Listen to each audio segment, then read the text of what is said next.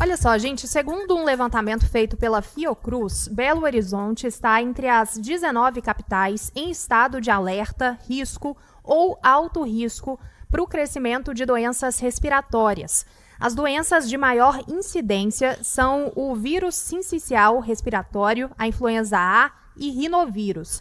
BH também registrou um recorde de atendimentos por doenças respiratórias no mês de maio, em um número que representa mais de 30% do total de atendimentos em 2025, de acordo com a Prefeitura de BH. Para a gente poder entender esse cenário que a capital mineira está vivendo, a gente vai conversar agora com o subsecretário de Vigilância em Saúde da Secretaria Estadual de Saúde de Minas Gerais, Eduardo Prosdócime. Eduardo, subsecretário, muito obrigada por conversar com a gente aqui na 98 News. Boa tarde. Boa tarde, sempre uma satisfação estar aqui, prestando informações para toda a população. Eu estava trazendo alguns dados, falando principalmente sobre a capital mineira, mas a gente sabe que Minas Gerais também está em estado de emergência por causa do número elevado de casos envolvendo doenças respiratórias. Esse número ele já era esperado pela Secretaria de Estado de Saúde, fugiu um pouquinho da curva. Como que a pasta se preparou para esse período que a gente sabe que esses casos normalmente aumentam? Nós estamos numa sazonalidade de vírus respiratório, de certa maneira era previsível um aumento do número de casos aí sempre quando inicia o outono. Mas de fato os números desse ano são muito maiores que os números do ano passado. A gente tem um momento de alta nas internações, alto no número de casos. A Secretaria vem se preparando desde o ano passado, com resoluções de repasse de recurso, expandindo a rede própria por meio da Fundação Hospitalar do Estado de Minas Gerais, apoiando municípios para fazer a expansão da rede própria, de forma a oportunizar atendimento para a população, especialmente dos idosos e as crianças que vêm aí com o maior quantitativo de internações, seja em leitos de enfermaria e leitos de UTI. Mas o Estado vem repassando recursos das prefeituras, aumentando a rede própria por meio da FEBIC, de forma a oferecer atendimento para a população. Também oferecendo vacina, fizemos o maior dia D de vacinação de influenza de todo o Brasil, temos a vacinação da Covid para o público específico, ou seja, estamos aí preparados para ter um enfrentamento dessa sazonalidade. E isso, subsecretário, também passa pela conscientização e também a vacinação da população. A gente tem percebido ao longo dos anos uma queda da adesão, não só aqui em Minas Gerais, mas em todo o Brasil. A adesão para essas doenças que a gente sabe que todo ano tem, mas mesmo assim a adesão da população não fica dentro do esperado, né? Não fica ali naquela faixa de 90% e 95%, que é o que o Ministério da Saúde pede que seja feito. Ao longo desses últimos 6 meses, como que está a vacinação da população de Minas Gerais contra a gripe? A gente tem visto várias cidades fazendo essa campanha para poder aumentar a adesão. O senhor mesmo citou o dia D, né, de vacinação. Então, como que o Estado está colocado aí nesse cenário? Estamos com aproximadamente 41% de cobertura vacinal para a vacina da influenza. A meta, como você citou, é 90%. Infelizmente, estamos abaixo, muito abaixo do preconizado pelo Ministério da Saúde. Por isso, a gente pede à população que vá à unidade de saúde, vá aos vacimóveis que estão oferecendo, ampliando o acesso da vacina.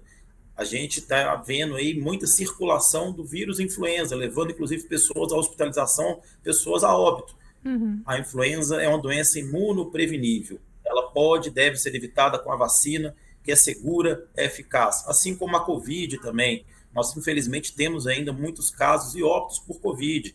Tem vacina disponível no Sistema Único de Saúde. Precisamos aumentar a vacinação, especialmente dessas duas vacinas. Minas vem aumentando a cobertura vacinal de vacinas de uma forma geral, mas, infelizmente, a influenza e a Covid ainda estamos com a baixa cobertura e que leva, aí, infelizmente, a termos um número de casos importante, inclusive número de óbitos também. Minas, como um todo, está em estado de emergência, né, por causa da síndrome respiratória aguda grave, que a gente falou muito aqui na 98 News, que se parece com a gripe, né, normalmente, mas é uma complicação, a pessoa fica com falta de ar, então tem uma necessidade de um olhar mais cauteloso para esse tipo de síndrome. Só que Minas, a gente está falando como um todo nesse estado de emergência.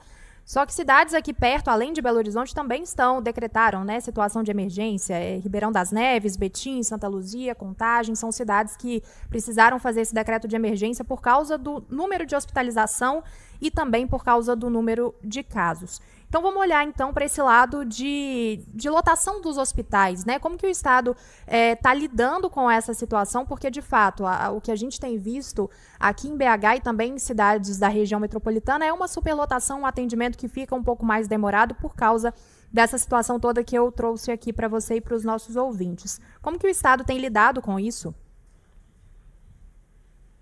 A gente vem prestando todo o apoio aos municípios, seja apoio técnico ou apoio por meio de repasse de recursos para aqueles municípios que vêm decretando emergência.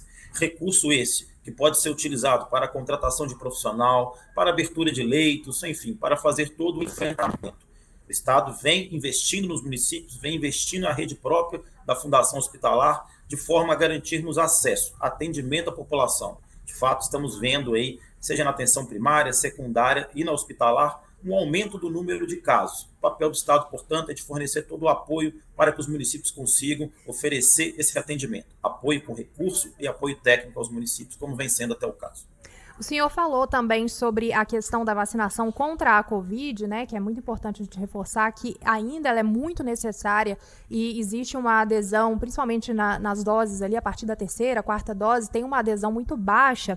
E um dos motivos foi também um atraso de repasse desses imunizantes por parte do governo federal, né? A gente repercutiu isso aqui bastante, uma falta de vacina contra a Covid nos postos de saúde aqui de Belo Horizonte, principalmente por causa desse atraso entre governo federal e o repasse por parte do governo estadual. Como tem sido esse diálogo? Esse estoque ele já foi reposto para os próximos meses? Existe aí a previsão de novos recebimentos de dose? Como que está esse cenário no caso da Covid também? Perdemos o contato. O Ministério teve problema com o procedimento licitatório, que foi judicializado. Eu vou só pedir para o senhor retomar, porque a gente perdeu o inicinho da sua... sim, eu vou pedir só para o senhor retomar a sua frase, sua resposta, porque a gente perdeu o inicinho dela, por favor. Sem problemas.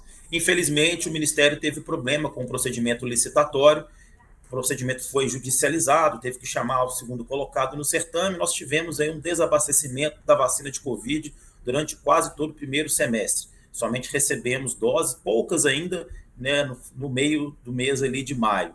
O Ministério se comprometeu a ir regularizando o envio de doses ao longo desse mês de junho, julho e agosto.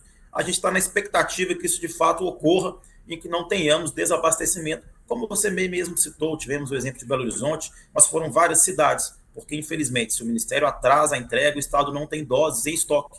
O Estado distribui todas as doses que chegam às 28 regionais de saúde, que, por conseguinte, distribuem aos municípios mineiros. Então, o diálogo é frequente, é diário com o Ministério da Saúde, mas o que a gente vem tendo posicionamento do Ministério é que, de fato, irá regularizar esse envio de doses nesse mês de junho, julho e agosto, de forma a oportunizarmos o acesso dessa vacina tão importante à nossa população. Como Estado, provavelmente aí teremos uma grande estratégia de mobilização para a população conseguir aderir à vacina e a gente ter ali um aumento dessa cobertura vacinal. Vale dizer que o período de maior circulação da Covid costuma ser no início do ano, os meses de janeiro, fevereiro e março. Portanto, nesse segundo semestre, teremos a oportunidade.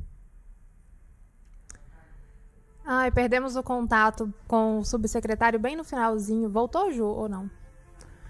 Bom, ele estava falando sobre a adesão, né, da vacinação contra a Covid, a expectativa de receber mais doses. A gente acabou de fazer o contato com o subsecretário Eduardo Prosdócimi. Secretário, o senhor estava falando sobre a expectativa para esse próximo semestre. Isso, nossa expectativa é de ter, de fato, as doses regularizadas no Estado e conseguirmos fazer estratégia de ampliação do acesso e de engajamento da população. Nós temos o período de maior circulação da Covid, que é exatamente no início do ano, portanto, é fundamental que no segundo semestre a gente faça uma intensificação, e são esses os nossos planos. Mobilizar, fazer estratégia de vacinação extramuro, em escolas, de forma a oportunizarmos e aumentarmos a taxa de vacinação para a Covid.